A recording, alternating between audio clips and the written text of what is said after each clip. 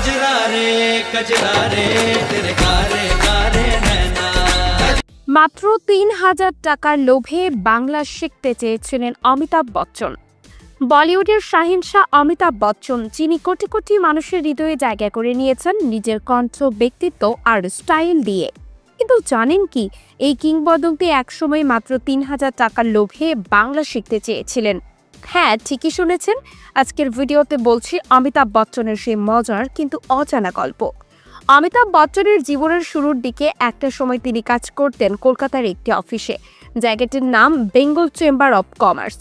সেখানেই বাংলা শেখার জন্য একটা প্রোগ্রাম চালু ছিল, আর এই কোর্সে অংশ নিলেই পাওয়া যেত ৩,০০০ টাকা।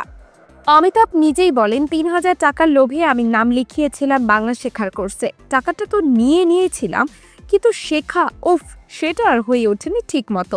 এমন মজার গল্প বলেই তো কেবিসি শুধু একটি গেম শো না, হয়ে উঠেছে এক জীবনের গল্পের আখড়া।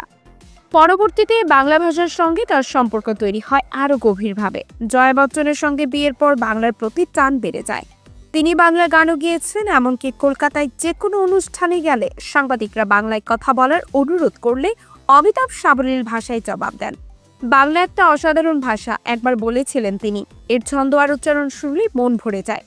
এখন তো কেবিসি এর নতুন সিজন আসছে খুব তাড়াতাড়ি।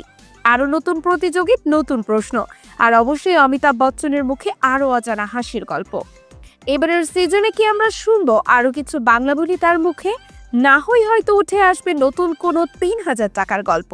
এই ছিল অমিতাভ বচ্চনের সেই ছোট্ট কিন্তু মজাদার গল্প, যেখানে টাকার টানে শেখা শুরু হলেও ভালোবাসাটা রয়ে গেছে ভাষার প্রতি। ভিডিওটি ভালো লাগলে লাইক দিন, শেয়ার করুন, আর চ্যানেলটিকে সাবস্ক্রাইব করতে ভুলবেন না।